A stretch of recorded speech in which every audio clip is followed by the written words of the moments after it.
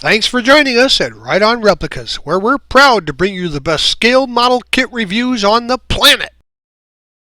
New covers the vintage Hogan's Heroes Jeep model. It's a 125 scale, skill level 2 AMT kit, number 31752. Now, this CJ5 Jeep kit has been released a number of times, and the kit was first issued in 1968. But this version was last released in 2003 and is still readily available at online auctions. Now it takes us back to the TV series of 1965 to 1971 when the clever Colonel Hogan ran a secret Allied espionage ring out of Stalag 13's prisoner camp, right under the nose of the hilarious Commandant Klink and his trusty but bungling Sergeant Schultz. The kit comes with a Surrey top too for a Cafe Roma eatery runabout version. There's about 60 pieces molded in white, chrome, clear with soft black tires and water slide decals, and we'll also add a little bit of weathering to the finish. When it's all done, it's about 5.5 inches long, 2.5 inches wide, and about 2.5 inches high. Here are the contents of the kit. It's pretty cleanly molded and comes with a spare tire. The decals are up on the right there near the instructions. We'll be using Model Master liquid cement and sometimes tube glue for most construction, occasionally some super glue for strength, and some clear or white glue for the window or glass parts. Now, please remember to heed all the manufacturer's safety and use suggestions when you see any of the products that are used or mentioned here in the review. Here are the decals for the kit, including the Cafe Roma courtesy car decals, which are very colorful. The rest are Army markings, except for the bright orange Hogan's Heroes banner, which goes in the front. It makes all the difference, and if you find that they're going to be placed over any of the panel lines, use some decal setting solution to make sure they stick to the model and conform to the contours. Construction starts with the motor, and you'll find that some of the parts are chrome plated, which didn't fit well on the Army Jeep version. So those parts will be stripped of their chrome in a bath of some bleach to get them into position or a condition where you can paint them and the paint will stick. So go ahead and start by assembling the two halves of the engine and the valve cover on top, which also includes the oil pan, which I mentioned was stripped, and paint those drab green. Now we can strip the chrome from the starter and the air cleaner and assemble the left and right transfer case halves together. Then the round hub, that's part number 14, that gets attached to the transfer case assembly. So now the starter, distributor, and air cleaner are painted semi-gloss black before they're attached to the right side of the engine, and the transfer case assembly is painted drab green prior to being attached to the right side of the transmission. So get these parts out and strip the chrome off of the fan, and then the alternator and the fan are painted semi-gloss black, and the fan belt is painted with some flat black and detailed with a little semi-gloss black for the pulleys. The alternator and the fan blade are then attached to the fan belt, and the assembly is attached to the engine in front. Get out the exhaust intake and carb here, and parts 113 and 14, and then strip those off, and I painted the units rusty, as they would typically get a little rust on them. And then attach the system parts to the left side of the engine, and then the carburetor goes on top of the manifold there. Gather up the portions here for the frame and the suspension, and the top and the bottom of the front differential are assembled, and the steering gear is then attached to the chassis. Now the chassis, steering linkage, and the left and right front spring and the front differential assembly, they're painted semi-gloss black. And the left and the right leaf springs are then attached to the front differential assembly, and then that is attached to the chassis. Now the steering linkage is attached to the front differential and the steering gear, and the front shocks are painted dark green drab and then attached to the front leaf springs and the chassis. So get these parts out to work on the back end, and then the differential for the rear, the top and bottom are assembled together, and the left rear leaf spring and the right and the rear differential assembly then can be painted semi-gloss black. Now the muffler's top is attached to the bottom and then glued to or painted a rust color, and the left and right rear leaf springs are attached to the rear differential assembly. Now the muffler assembly and the rear differential assembly can be installed into the chassis. The rear shocks are painted drab green and then attached to the rear differential assembly and the chassis. The drive shafts here, the skid plate and the exhaust, and we're going to paint the front and the rear drive shafts and the skid plate a semi-gloss black. And then the engine assembly can be installed into the chassis on its mounts, on the mounting points. Now remember, you have to scrape off any paint or chrome if you're going to glue parts together for a good bond. So remember to do that before you add those into place. Now the engine assembly, once again, can be installed, and then the front drive shaft is inserted between the differential and the front of the transfer case. And the rear drive shaft is attached between the rear differential and the back of the transfer case. It's sometimes best to do all this simultaneously with a little slow setting glue. Now the skid plate can be attached to the bottom of the chassis covering the transfer case.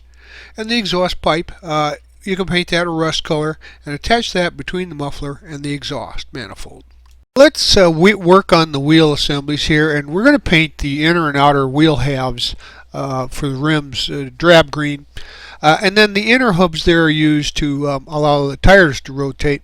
So first go ahead and get those painted, and then the front half and then the back half of each rim, and the spare tire rim half and the back spare tire rim half. Then those will be dried. Let them dry thoroughly, and then a front rim is installed into a tire, and one of the wheel hubs inserted onto the back side, and then the back rim half, and then it is assembled together, and then the tire is glued to the front rim half, and then you repeat this for the other tires and the spare, and that gets installed into the back, and we'll get to that in just a minute.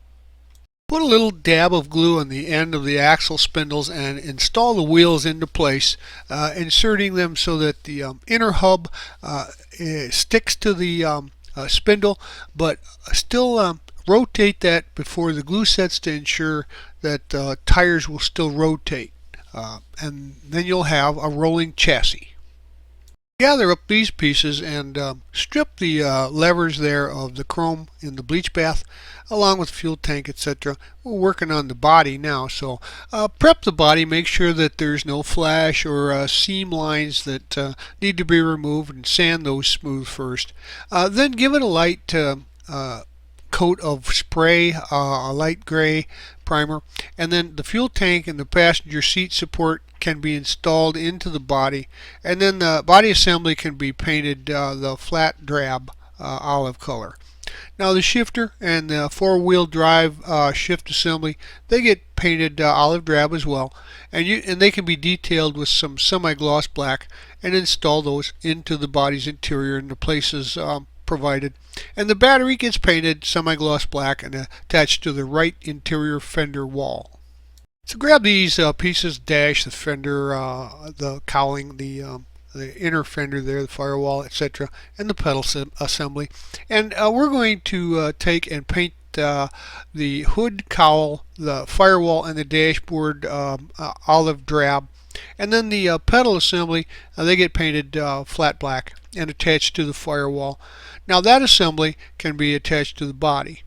The hood cowl then is attached to the body assembly in the firewall, and the dashboard can be detailed with some flat black for the gauge faces, or you can print some gauges out from internet photos on your color inkjet printer and glue them into place with some white glue.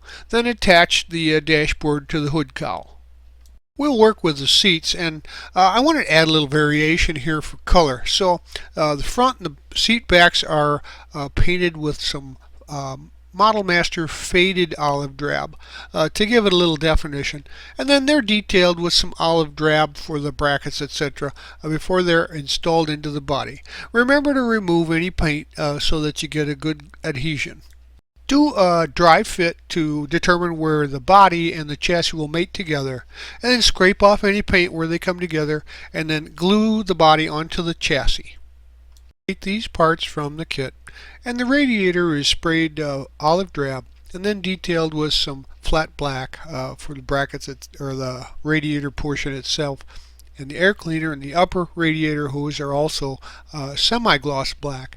Now, the radiator can be attached to the body assembly, and the air cleaner is attached to the firewall and the carburetor.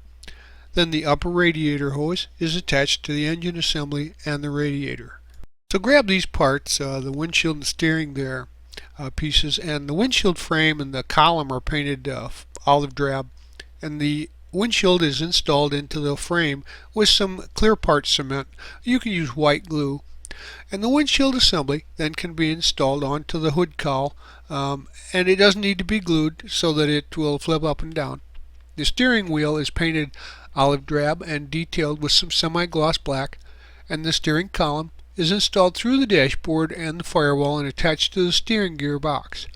Now the steering wheel is attached to the steering column. Find the headlight lenses as you see here, and trim them off and sand off the nub where their attachment point is.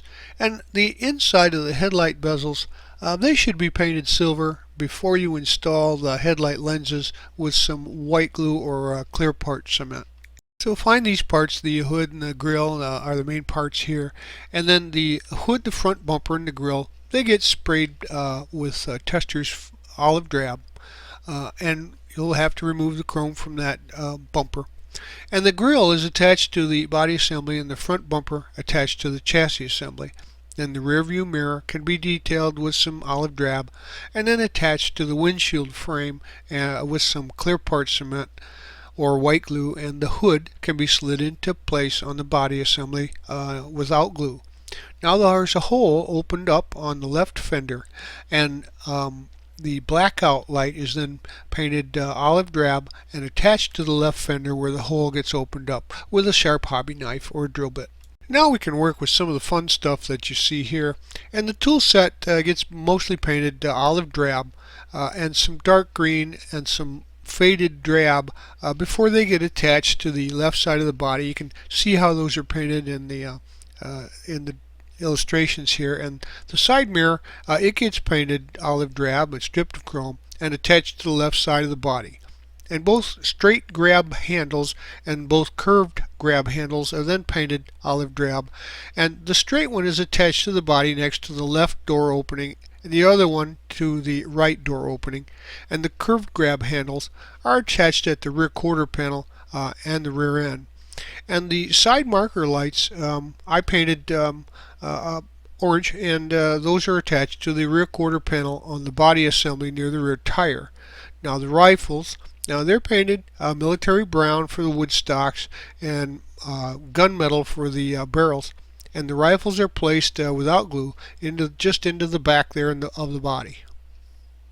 So get out the fuel can, the tailgate, and these panels, and the tailgate and the rear bumper pieces, they're both taillight sections are painted flat olive drab, and the tailgate and the tail light sections then are attached to the body. Now the panels are painted olive drab, and the panel and both rear bumper pieces can be attached to the rear of the chassis. The front fuel can half is attached to the back, and then the assembly can be painted dark green and olive drab, and then a little bit of faded olive drab to give it some texture. And the fuel can assembly and spare tire then are attached to the tailgate. So now it's time to attach your decals to the kit, and the Hogan Heroes decals are applied to the body, especially up front there, and the side marker lights get detailed with some turn signal amber, and the tail lights painted a gloss red. Now after the decals are dry, I applied a little Tamiya weathering master set A. It has some colors for light weathering and detailing for the body assembly, just to give it a used look like it would out on a set there in Hollywood where they filmed Stalag 13's episodes. Had a few extra pieces that came in the kit to show you here. So for the military version of this model, there's a stretcher for the ambulance version, a radio and an antenna, and the instructions in this kit don't show how to assemble those, but they do in the actual military kit. There's also a spare 50 caliber machine gun in the kit, and this gets mounted into a hole in the bed that you would open up in the military version. There's also a 105 caliber recoilless rifle and some spare shells that go into the military version, and they would be kind of finished like this if you chose to go with the military version. The kit here is purported as new tooling, and just out of curiosity I compared it to the old Jeep body for the civilian versions, and this one is in fact shorter, which would be more accurate for the military version of the Jeep. And here are some of the parts that you would find that would be used to build the cafe version here, the runabout, with the Surrey top. It also has some nice chrome wheels to put in place there. You'll also find some extra parts that were probably used for the Grumbler or the Trailblazer versions. Oh, there you have it. Now this great little kit is packed with extra pieces, so you could actually make just about any of the versions that you've seen over the years. But it all fits together well. There's no real issues as far as parts placement goes. It all snaps together into the right places. The engine is a little simplified, but that notwithstanding, it's a great looking kit. Now if you're watching the old show from the TV series, don't be surprised to find that most of the time they don't use a Jeep, but it's in at least one of the episodes, and so that makes it qualified for a kit to be issued and us to enjoy. So if I were you, I'd buy one and put it on my shelf. Well, we hope you like this premium step-by-step model kit review, and so that you don't miss any more, please subscribe to our YouTube channel. But you can find us on Facebook and at our website, rightonreplicas.com. Thanks!